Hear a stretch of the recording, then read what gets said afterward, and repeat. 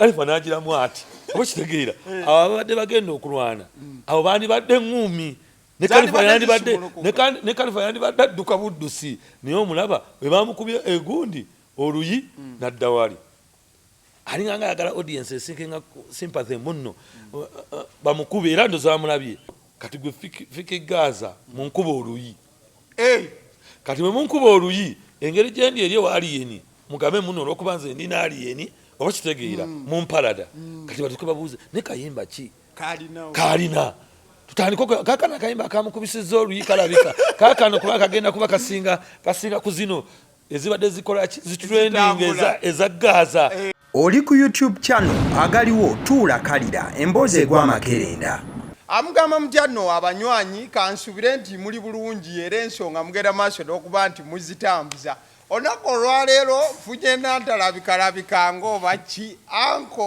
ankalwawo labika wambirigo naye ng'oli bulungi buuzaako ku bantu eddakiika emu tugambe ebigambo abatuwuliriza n'abatulaba social media ez'enjawulo babuuzaako otulamusizza babuuzaako mwebali kukola ki musubscribing ku YouTube channel Facebook kwetuli ne TikTok amina n'omusunsuzi anko empi nga zifuuse empi engumi zifuuse engumi mu industry eggaali zifuuse eggaali bintu bisatu empi neteke bayira we nazo weeziri naye kye twasembeyo olaba kya mwana mulenzi Fiki Gaza ne nani ne Kalifa aganaga nga bagenda maaso n'okuba nti bakola kibeeyisaamu ezo empi zaabwe ezo ziri doctored ezo empi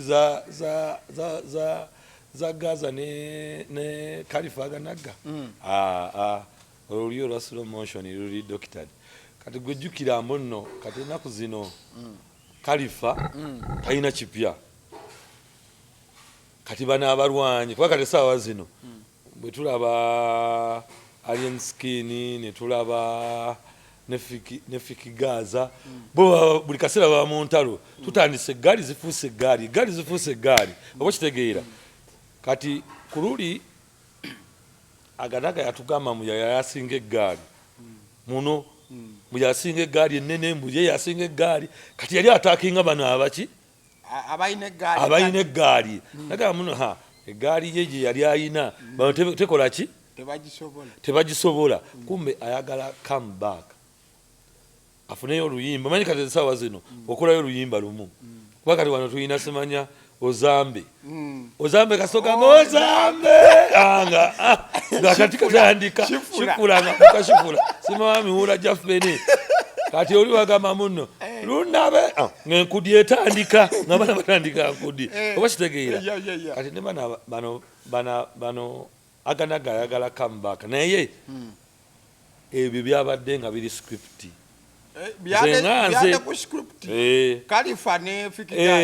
omusajja yagizemu bwati fe twagenza okuwulira ng'oluyi lulinamu slow motion Kalifa n'agiramu ati oba kitegeera abo abadde bagenda okulwana abo bandibadde ngumi ne Kalifa yandibadde adduka buddusi naye omulaba bwe bamukubye egundi oluyi n'adda wali alinganga ayagala audience esinkenga sympathy munno bamukube era ndoza bamulabye awo ne tutandika kati buli kaseera buli omu ali ku TikTok ali ku Fiki Gaza ne Kalifa kati tulina abamu bano bampalaniraako olutalo tutandika oddubuuza munno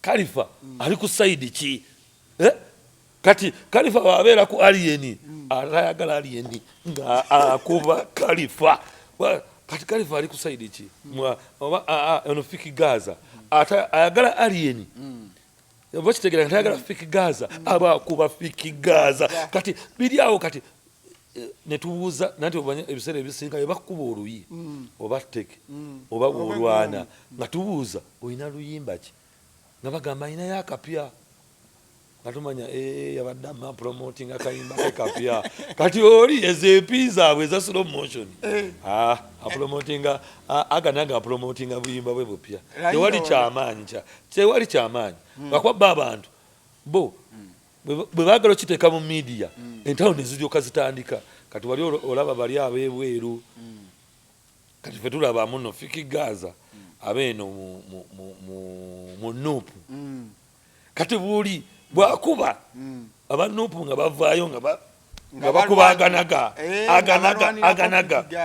nga balwanirako Fikigaza kati lero wali abaliyeni nga bajja kati wagenza okuwulira muba aganaga alina akayimba ne alien oba kitegeera kati ono yakikoze munno Gaza takolagana nani n'aliyeni oba kitegeera naye ojja kwesanga bonna be bamu naye olw'okuba mu ntalo ennyimba mwe zitambulira kati ono n'agamba muno kati gwe Fikigaza munkuba oluyi kati bwe munkuba oluyi engeri gyendi eri ewaliyeni mugambe muno olw'okuba nze ndi n'aliyeni oba kitegeera mumpalada kati batuke babuuze ne kayimba ki kalina tutandiko kakana kayimba kamukubisizza oluyi kalabika kakano kuba kagenda kuba kasinga ku zino ezibadde zikola zitrending eza Gaza kakano kati awo bapromotinga kayimba batulimbalimba wano lwakuba kati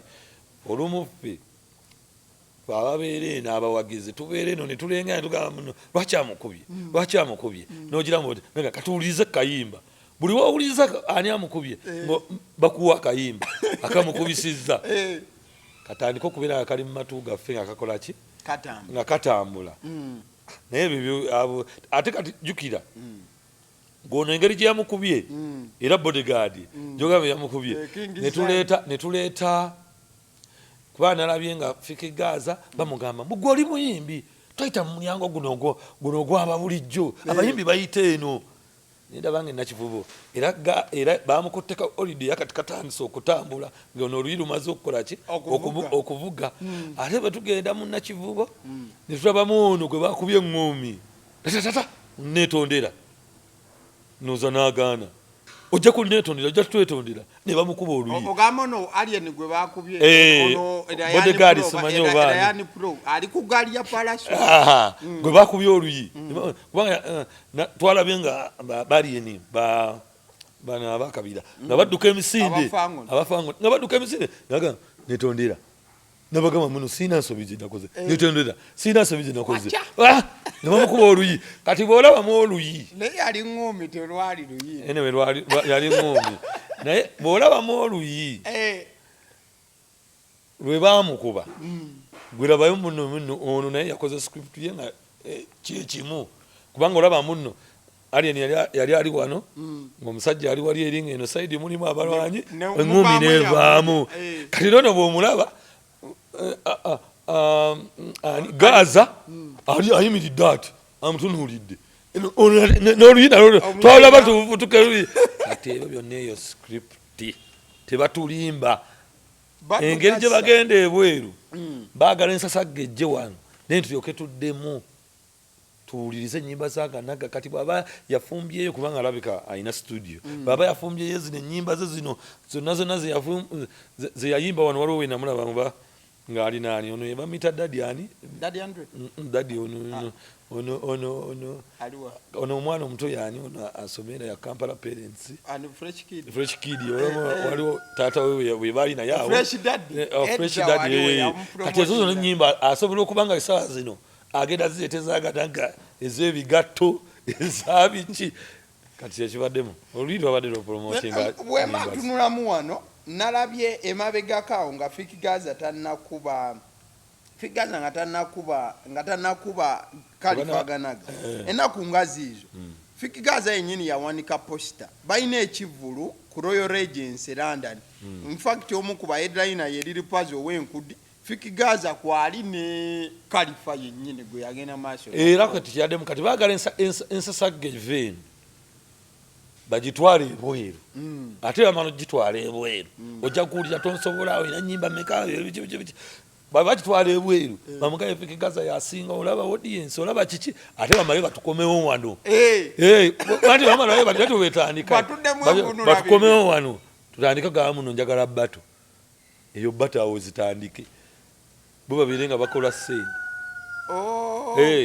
sajja akukuba ekikuba muzifo ky'okukuba baba bakuba mpi balina kuba bikonde Fikigaza bakuba mpi balina kuba bikonde na teke tebalina kuba mpeza emubi ezo za slow motion kyogamba oluyidde olwali luyiye buyiye slow motion oluyirwa slow motion bagende baddemu balokebere slow motion ekitegeeza kano tekakoze baye akavya kyotegeeza asobola obbakuya kuba kati essaawa zino buli omu yakabuukidde babadde bagiramu bwe bati tubadde tuli eri kuli kikonde twagala kumanya ekikonde oli yayogera biki oba biki ate tusobosanga mpi oba kitegeera tujja kusangamu tteke nga naye raza slow motion kyogala Kalifa yalina okudduka emisinde we bamukondeddeawo yalina wakati olaba ebintu ebirimu biriwo ebiti kati nalabye ku TV mulimu kati TV ezimu ezimba pulizenta bwe bajubisa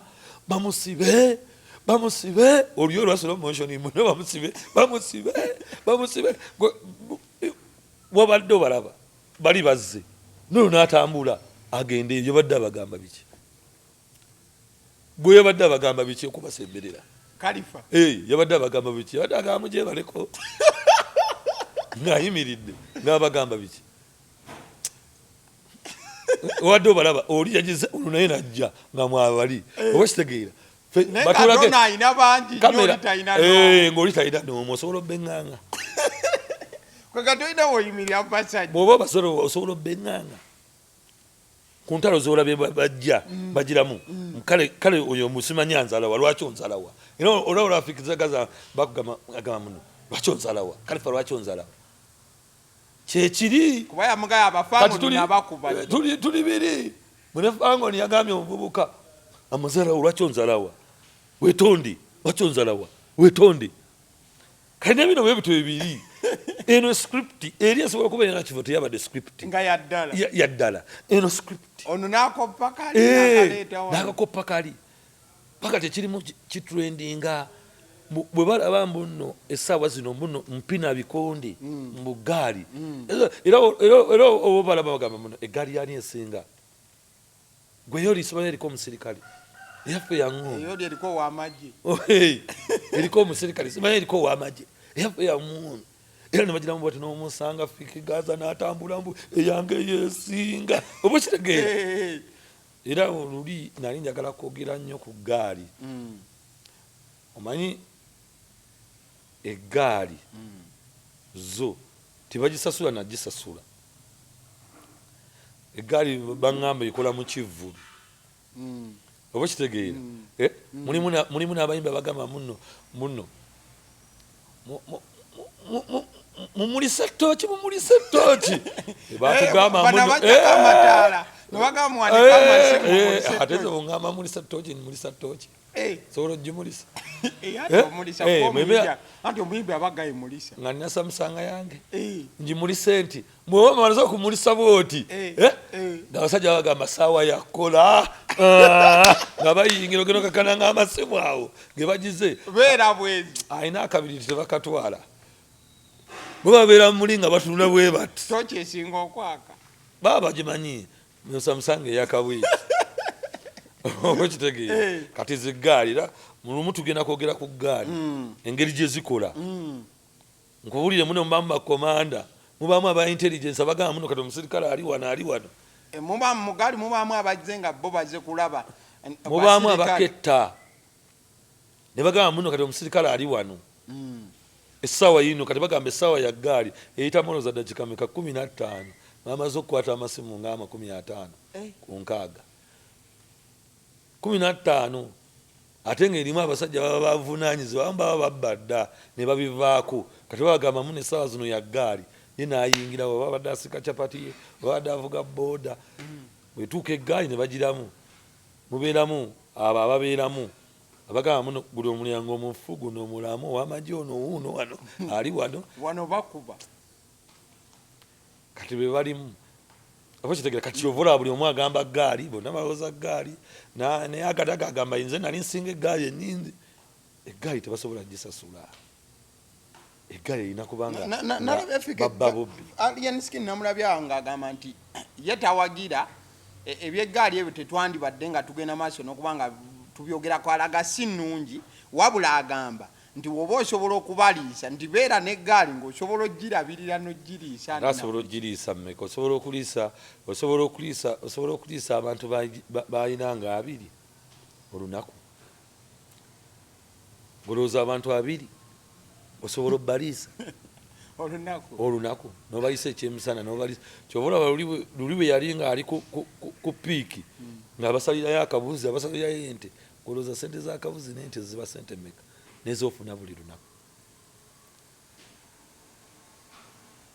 Olina obbagulira ekikoola, balina obbaleetera enjaga, ate olina obbaliisa n'akavaazi obwambalo, olina obbagulira engatto. Baba baana bange ndyoke mbagulira engoye.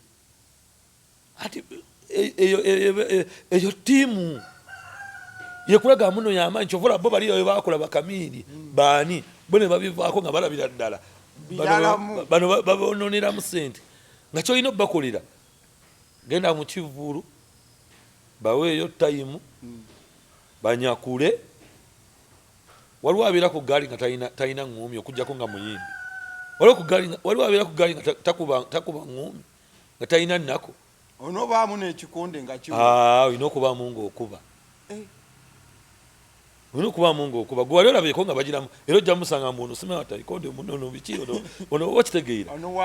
Jumping kick. Ate bw'otandika okubeera nga oyambuka ogenda okakkadaga eggaali wesanga eggaali ogirina ejjabuzi.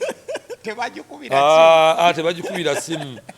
Okitegeera. Kati oba olina okuba nga weewulira. Era mu biseera ebisinga ezo eggaali ze ziremeseza abamu obufumbo. Abamu obufumbo okutegeera kubanga alina okubeera nga alina eggaali ate ng'alina okuba nga ali mu maka. Kale ng'ettayimu ennene agibeera mu ggaali. Kwe katuuka nga wawasibwa eggaali. Bw'olina okubaamu. Anti onagamba muno ono yaleese amazalawo. Mujje tugende. Gwe obeera wano kukasigala oba ku njaga ng'onagamba ono yaleese amazalawo. Kangalabe n'agirabamu n'olabako. Naye kati ono omusajja osiiba naye alina okubeera ng'alina data byapushinga. Aba kupushinga kintu. Bw'apuma bw'anoonya nagamba kano tukakube. Wano waliwo ekiddako. Kano tukakube. Kano katumanyiira nnyo. Baba bana feelings n'ebiki kano tukakube. Ogenda okukusanga nga muno okolerawa. Oyo gundi zazikolera. Ojja kusanga wano nga basonze. Sange wano basonze bikonde ku bikonde. Oba kiwulira. Kati walimu kati bali baaganaga baagwako dda baba tasobola kuliisa gaali. Egaali ekulaba bwogwa ng'ekendeera. Eyitamu. Kyova olaba ono gundi bwe yali atagalatagalamu awo. Kati abamu ne bamutandika omuvaako bafika Gaza baani kubanga babeerawo ebbanga bagenda okulaba nga bafuna zaakulya. Nga naye abayagala okubeera nga naye boosi. Manyi wano mu ggwanga buli omu ayagala kuba boosi. Genda okulaba nga akuvaako. Agenda ayiye ekiki. Nga n'omulala ajja nga ebikyafuna nga naye yeeyongerayo. Naye kati abo aganaga jasa promotinga luyimba. Teyade luyi bade bali ku script zaabwe bamaze ogikola. Era script ogiraba efaanagana ne kivubu. Kale obubaka bwo obusembayo siibula anko tuve wano. Abawuliriza bebaza nnyo okubeera ku mukutu guno n'okutuwa obudde okutulaba. Kale olunaku olwaleero mbadde ne anko ebigambo agenze maaso n'okuba nti abigamba nga bw'ogenze maaso n'okuba nti obiwulira. Aba CD omusunsuzi ly'erinnya agaliwo gwe mukutu kwe tuli likinga video eno. Rukia yabadde ku camera. Thank you so much.